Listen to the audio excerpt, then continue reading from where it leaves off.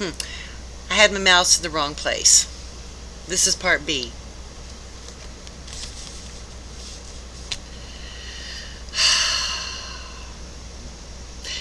We may hope for a good deal of cruelty and unchastity, but if we're not careful, we shall see thousands turning in this tribulation to the enemy, while tens of thousands who do not go so far as that will nevertheless have their attention diverted from themselves to values and causes which they believe to be higher than the self. I know that the enemy disproves many of these causes, but that is where he is so unfair.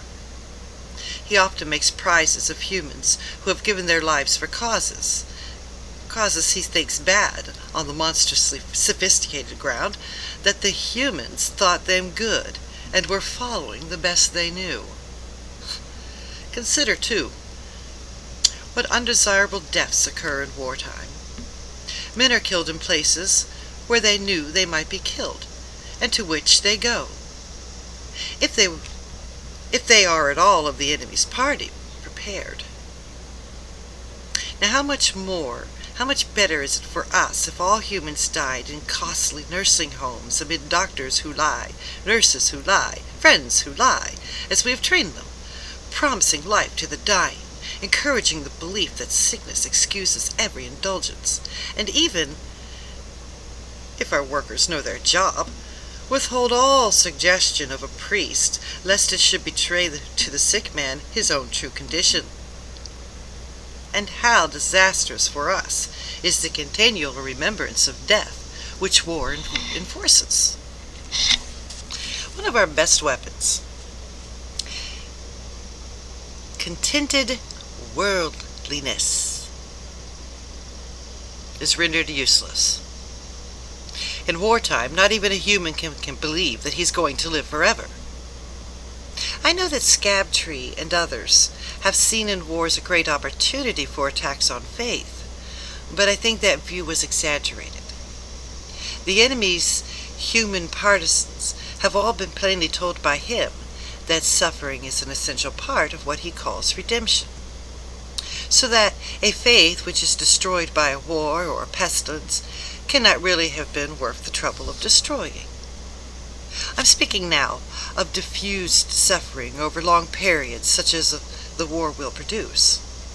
Of course, at the precise moment of terror, bereavement, or physical pain, you may catch your man when his reason is temporarily suspended, but even then, if he applies to enemy headquarters, I have found that the post is nearly always defended.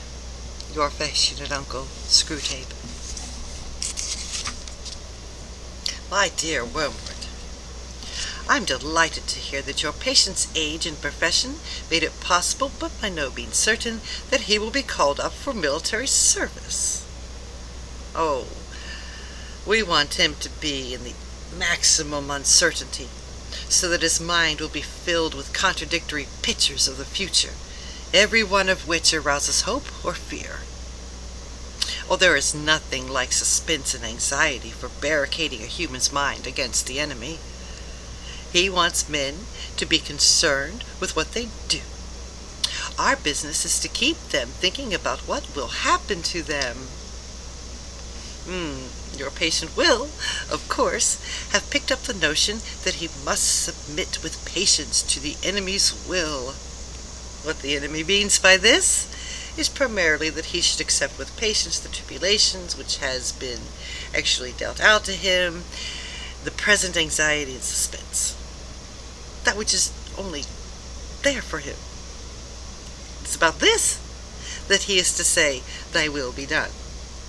And for the daily task of bearing this, that the daily bread will be provided. It is your business to see that the patient never thinks of the present fear as his appointed cross, but only of the things he's afraid of. Let him regard them as his crosses. Let him forget that, since they are incompatible, they cannot all happen to him. Let him try to practice fortitude and patience to them all in advance.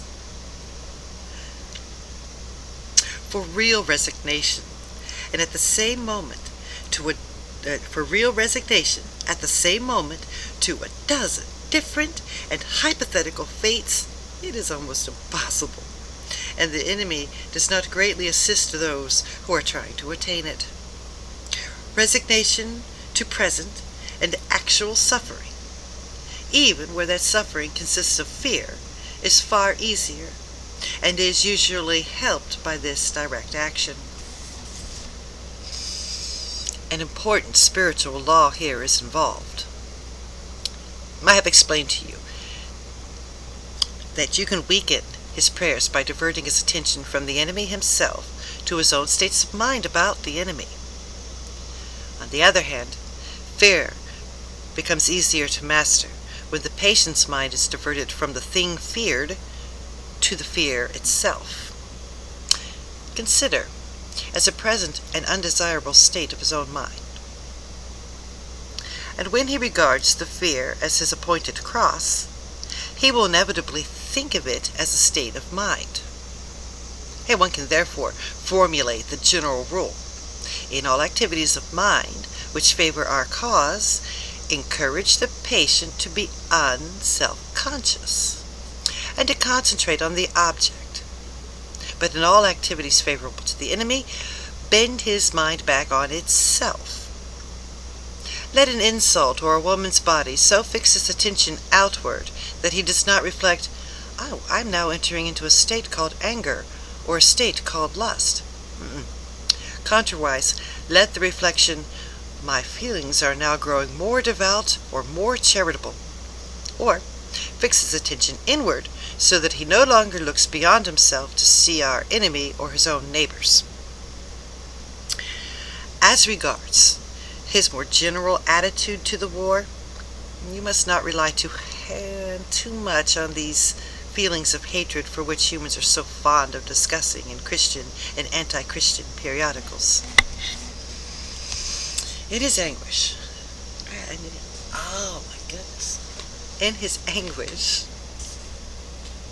I'm losing my spot again, the patient can, of course, be encouraged to revenge himself by some vindictive feelings directed toward the German leaders. And that is good so far as it goes, but is usually a sort of melodramatic or mythical hatred directed against imaginary scapegoats. He has never met these people in real life. They are lay figures modeled on what he gets from the newspapers. The results of such fanciful hatred are often most disappointing, and of all humans, the English are in this respect the most deplorable milksops. They are creatures of that miserable sort who loudly proclaim that torture is too good for their enemies, and then give tea and cigarettes to the first wounded German pilot who shows up at the back door. Do what you will. There is going to be some benevolence, as well as some malice, in your patient's soul. The great thing is to direct malice to his immediate neighbors, whom he meets every day, and to thrust his benevolence out to the remote circumference, to people he does not know. The malice thus becomes wholly real, and the benevolence largely imaginary. Oh, there is no good at all in inflaming his hatred of Germans, if at the same time a pernicious habit of charity is growing up between him and his mother, his employer, and the man that meets the train.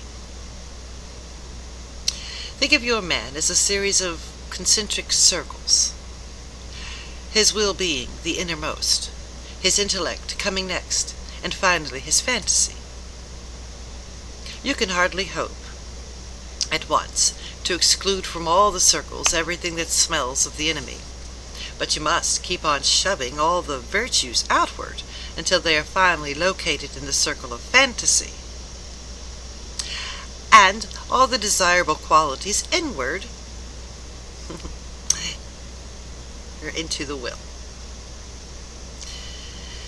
It is only in so far as they reach the will and are there embodied in habits that the virtues are really fatal to us. I don't, of course, mean what the patient mistakes for his will, the conscious fume and fret of resolutions and clenched teeth, but the real center, what the enemy calls the heart. All sorts of virtues, painted in the fantasy or approved of by the intellect, or even in some measure loved and admired, will not keep a man from our Father's house. Indeed, they may make him more amusing when he gets there. Your affectionate uncle, Screwtape.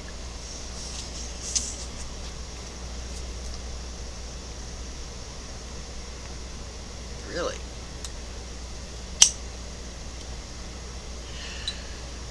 My dear Werewood, I wonder that you should ask me whether it is essential to keep the patient in ignorance of our existence. That question, at least for the present phase of the struggle, has been answered for us by the High Command. Our policy, for the moment, is to conceal ourselves. Of course, this has not always been so. We are really faced with a cruel dilemma. When the humans disbelieve in our existence, we lose all the pleasing results of direct terrorism. And we make no magicians. On the other hand, when they believe in us, we cannot make them materialists and skeptics. At least not yet. I have great hopes that we shall learn in due time how to emotionalize and mythologize their science to such an extent that what is, in effect, a belief in us, though not under that name, will creep in while the human mind remains closed to the belief in eternity, in the enemy. The life force, the worship of sex, and some aspects of psychoanalysts may here prove useful. If once we can produce our perfect work, the materialist magician, a man not using but veritably worshipping that which he vaguely calls forces, while denying the existence of spirits, then the end of the war will be in our sight. But in the meantime, we must obey our orders, and do not think you will have much difficulty in keeping the patient in the dark. The fact that devils are predominantly comic figures in the modern imagination will help you. Any faint suspicion of your existence begins to arise in his mind, suggest him a picture of something in red tights. Persuade him that since he cannot believe in that, it is an old textbook method of confusing him, he therefore cannot believe in you.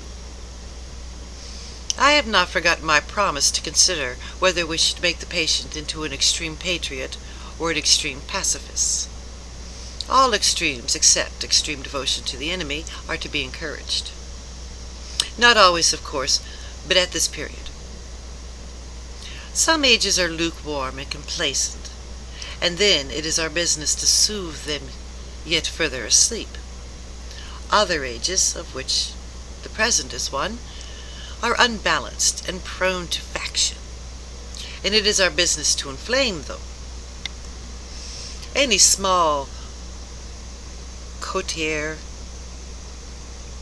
bound together by some interest, in which other men dislike or ignore, tends to develop inside itself a hothouse of mutual admiration, and towards the outer world a great deal of pride and hatred, which is entertained without shame, because the cause is its sponsor, and it is thought to be impersonal. Even when the little group exists originally for the enemy's own purposes, this remains true. We want the church to be small, not only that fewer men may know the enemy, but that also those who do may acquire uneasy intensity and the defensive self-righteousness of a secret society or clique. The church herself is, of course, heavily defended, and we have never yet quite succeeded in giving her all the characteristics of a faction, but subordinate factions within her have often produced admirable results.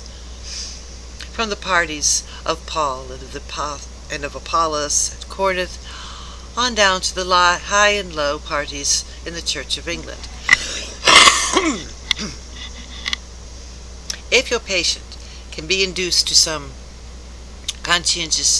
become a conscientious objector, he will automatically find himself one of a small, vocal, organized, and unpopular society. And the effects of this is one so new to Christianity. And the effects of this is one so new to Christianity will almost be certainly good. But it is almost certainly. Has he had serious doubts about the lawfulness of serving in a just war before this present war began?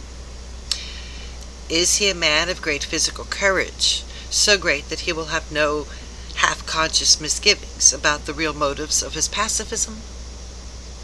Can he, when nearest to honesty, no human is ever very near, fully feel convicted that he is actuated wholly by the desire to obey the enemy?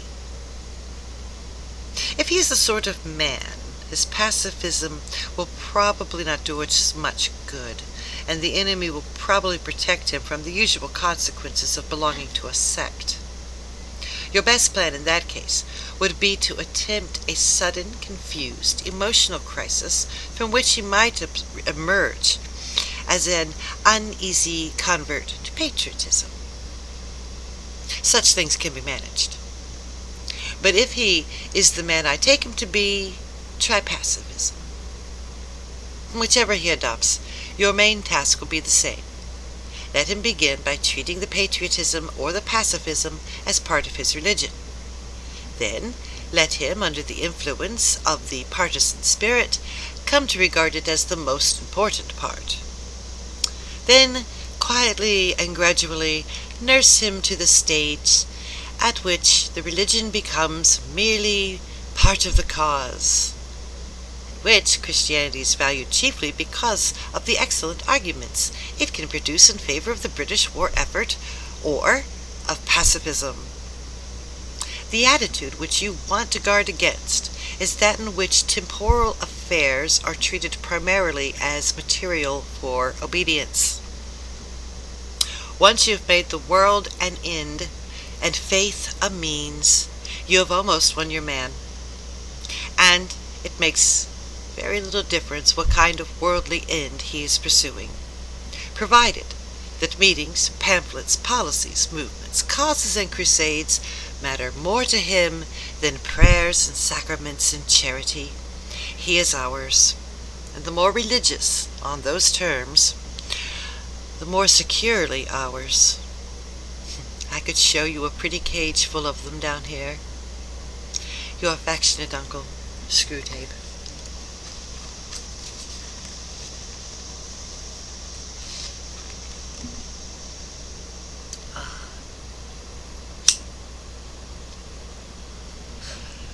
My dear Werwood, so you have great hopes that the patient's religious phase is dying away, have you? I always thought the training college had gone to pieces since they put old Slugblob at the head of it, and now I'm sure. Has no one told you about the law of undulation? Humans are amphibians, half spirit, half animal. The enemy's determination to produce such a revolting hybrid is one of the things that determined our father to withdraw his support from him. As spirits, they belong to the eternal world, but as animals, they inhibit time. This means that while their spirit can be directed to an eternal object, their bodies, passions, and imaginations are in continual change, for to be in time means to change. Their nearest approach to constancy, therefore, is undulation, the repeated return to a level from which they repeatedly fall back, a series of troughs and peaks. If you had watched your patient carefully, you would have seen this undulation in every department of his life. His interest in his work, his affection for his friends, his physical appetites, all go up and down. As long as he lives on earth, periods of emotional and bodily richness and liveliness will alternate with periods of numbness and poverty. Dryness and dullness through which your patient is now going are not, as you fondly suppose, your workmanship. They are merely a natural phenomenon, which will do us no good unless you make good use of it. To decide what the best use of it is, you must ask what use the enemy wants to make of it, and then do the opposite.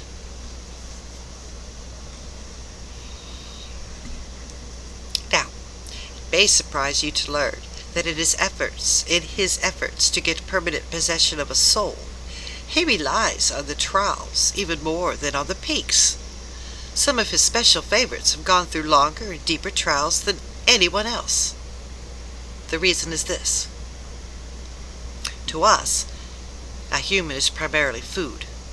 Our aim is the absorption of its will into ours, the increase of our own area of selfhood at its expense. But the obedience which the enemy demands of men is quite a different thing.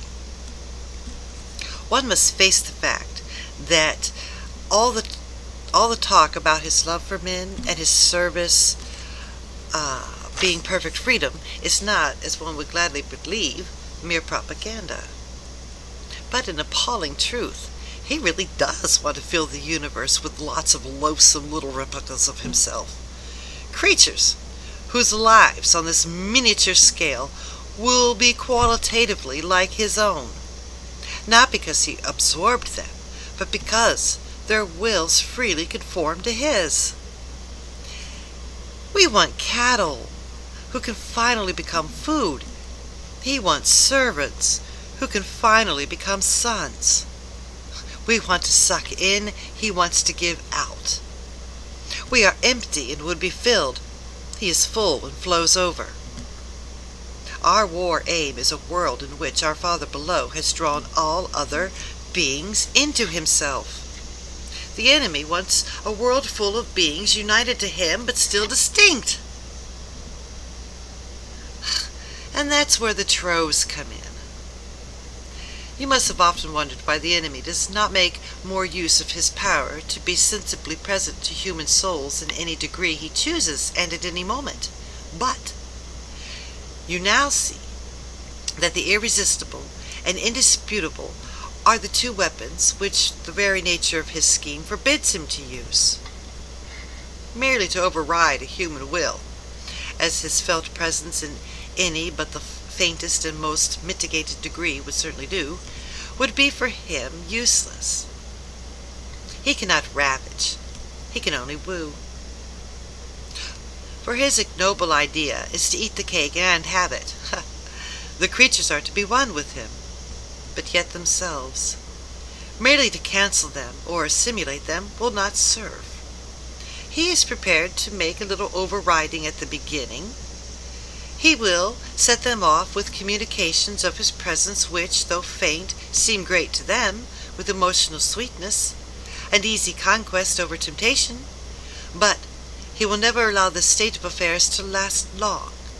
Sooner or later, he withdraws. If not in fact, at least from their conscious experience, all those supports and incentives. He leaves the creatures to stand up on its own legs, to carry out the will alone duties, which will have lost all relish. It is during such trough periods, much more than during the peak periods, that it is growing into a sort of creature he wants it to be. Hence, the prayers offered in the state of dryness are those which please him best. We can drag our patients along by continual tempting because we design them only for the table, and the more their will is interfered with, the better. He cannot tempt to virtue as we do to vice.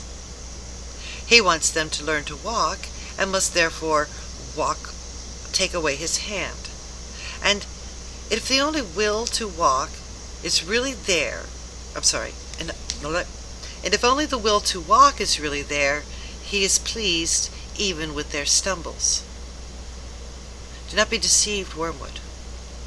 Our cause is never more dangerous than when a human, no longer desiring, but still intending to do our enemy's will, looks around upon a universe from which every trace of him seems to have vanished, and asks why he has been forsaken, and still obeys.